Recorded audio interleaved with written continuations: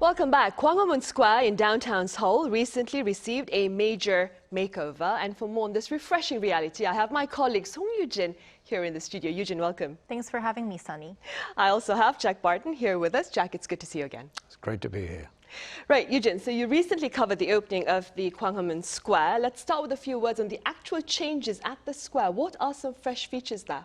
Well, Sunny, I can just say that the Gwanghwamun Square has gone through a complete makeover. And this is not just a perspective from a reporter who covered this topic, but also from a citizen's perspective.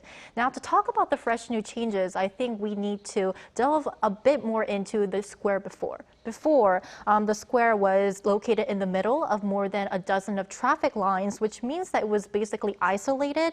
And also, the square was kind of surrounded by roads, all four fronts. So even though I can just say that it kind of lacked accessibility for pedestrians. And although citizens could enter the square through the crosswalk, when they entered the square, there wasn't really areas where they could rest or sit down. There was just the square itself. But now to talk about the changes, first of all, the most visible change is the size of the square.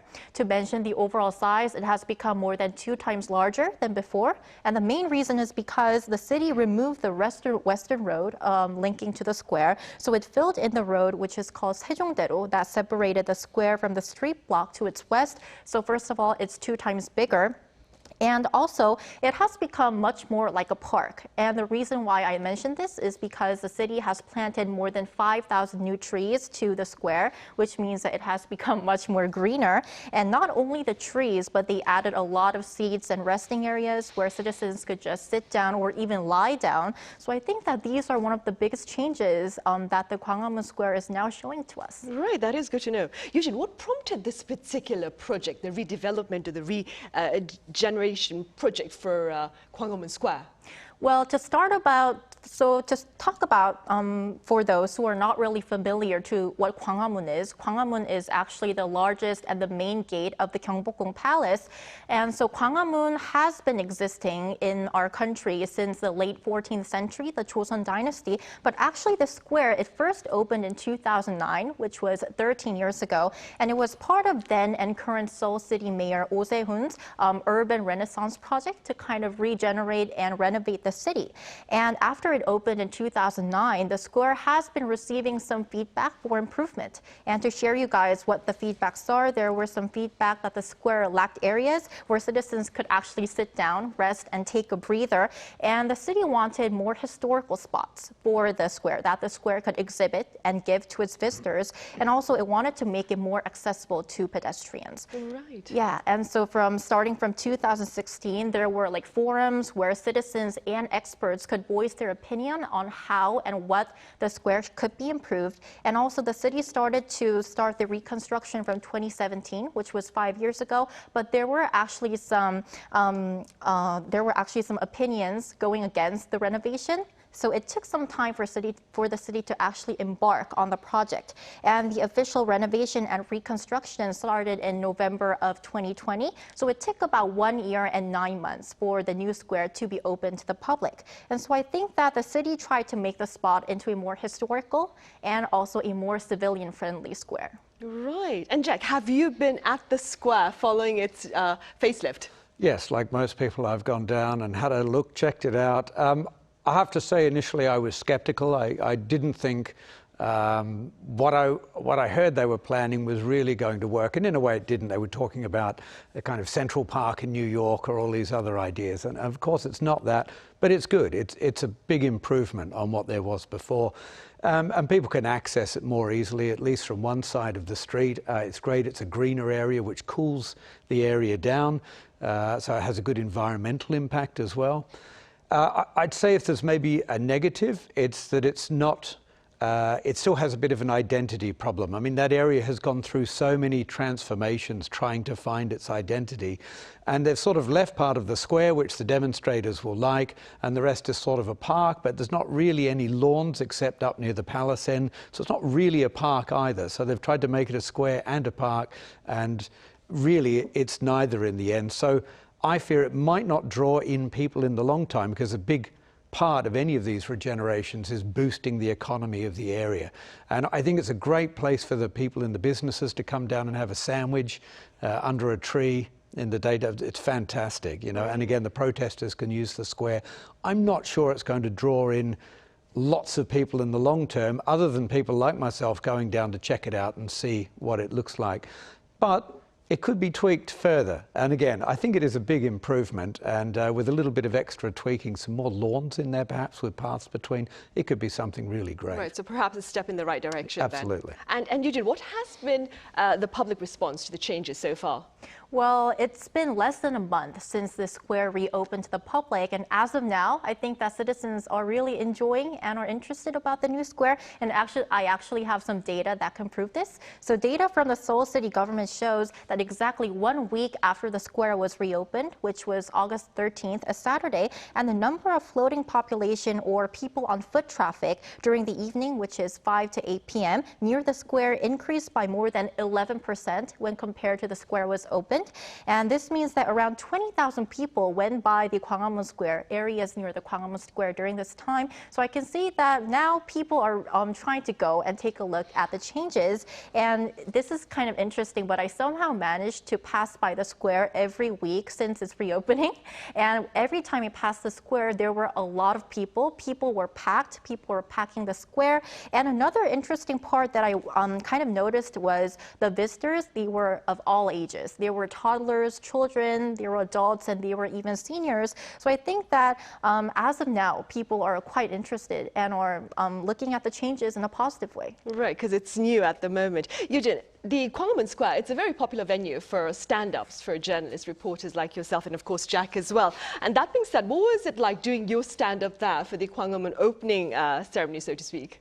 Well, Sunny, as you mentioned before, the Gwanghwamun Square is a really popular stand-up spot for reporters. And when on the day that I went to the square to cover this report, there were even other reporters from other stations who were trying to do their stand-ups. And for me, I kind of wanted to shed light on the new, fresh features of the Gwanghwamun Square. And also that day it was really, really hot. So our crew was like drenched with sweat. So we wanted to find a place that we could cool down. And then there was this fountain that's called a tunnel fountain. It's a fountain that is shaped like a tunnel, and you can kind of walk through it. And so our crew decided, yeah, that's the place that we're going to do our stand-up. So I did my stand-up. You guys, I think you guys both watched it, on walking out from the fountain.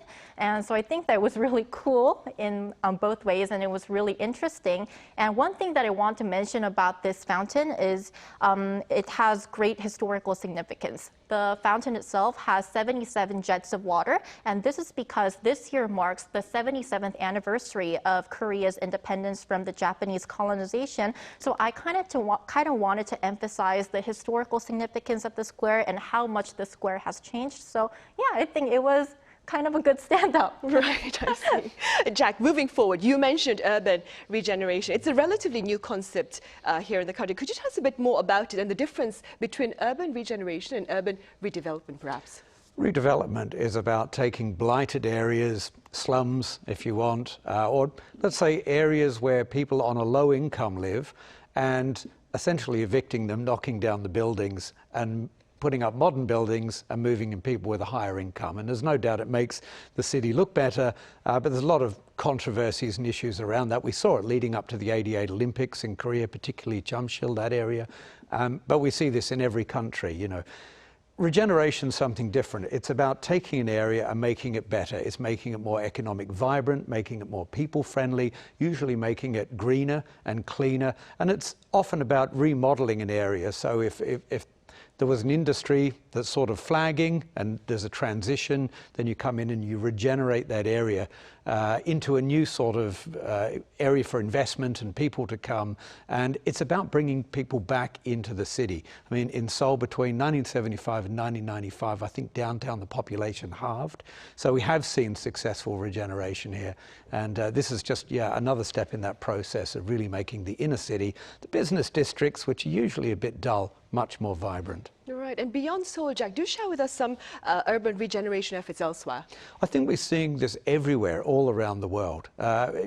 particularly with the way technology is going now, everyone has to make this jump. We've seen big ones, of course, in Singapore, which over the past few hundred years is now 25% bigger with all of its reclamations. But in the past few decades, along the Singapore River, around Marina Bay, we've seen incredible regeneration there. It's really one of the big success stories. It's brought in millions of dollars in investment. Tourists come. It's just plus, plus, plus with no negatives. But all over the place. We used to have our headquarters when I worked for the French agency AFP in London, in Canary Wharf. That used to be a wharf. That was regenerated. It now has some of the tallest buildings in Europe. It's super vibrant. One of my favorites, though, is right here in Seoul. I know I mispronounced it, Cheonggyecheon. But the stream, you know, think about what it used to look like with the flyover. It was a sewer. And the flyover was crumbling. So, okay, how do we solve this problem? We take down the flyover, we redirect the sewers, and we turn this into a beautiful stream with walkways and bicycle paths. I've watched movies down there with chairs. I've seen food festivals. And this is somewhere that does bring people in. It's not just office workers having a sandwich. It's families, children playing in the stream. And this is really what regeneration is about. I'd say that's a 10 out of 10 case of a successful regeneration in a city. Right, and staying here in Seoul, Yoo-jin, I understand the project at Gwanghwamun Square involved breathing fresh life into the square itself, but at the same time maintaining its historical significance. How was that particular task tackled? Well, so first of all, when the city government started embarking in doing this project, their goal was to make this area that has historical significance and at the same time can serve as a place, a casual and special place for civilians. And this, by casual and special, it means a place where citizens can just relax, have something to drink or eat, and at the same time watch special cultural performances and cultural activities.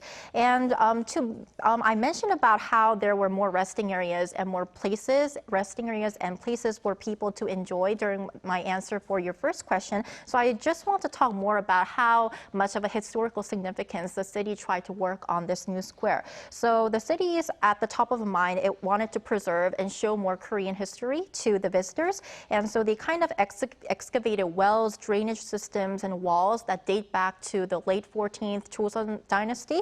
And people can actually see how they look like because there's a small exhibition area near the end of the square where people can take a look at how they look like. And also I mentioned about the fountains and waterways as well. And there's a special waterway called the Waterway of History. And the reason why this is very interesting because it shows the history of Korea for the past 630 years. And what this means is that each stone is engraved with an important event that happened every year starting from the year 1392, which was the start of the Joseon dynasty up until this year. So just by looking at all these spots and changes, we can see that the government tried to catch two birds with one stone, preserving historical significance and also making it more convenient and comfortable for citizens to use. Right. And Jack, how does Gwanghwamun Square perhaps compare to its counterparts elsewhere? I remember you mentioning earlier on that we need to have more trees there, make more lawns to make it more like Central Park. Yeah, well, we could make it more like that. I think compared to most other squares, though, it's quite nice because it didn't begin as a traditional square, which is usually a parade ground. In the old days, soldiers and swords and bearskin hats would usually march up and down. Often they're called that, like in Warsaw, it's the parade square. They're named after their function.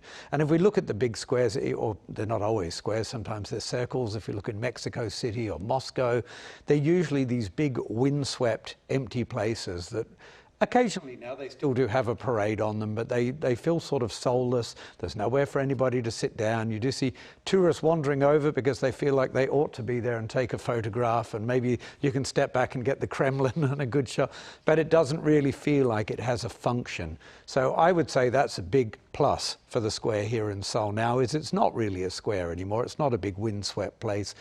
You do have more trees. But I'd say a really nice square is St. Stephen's Green in Dublin.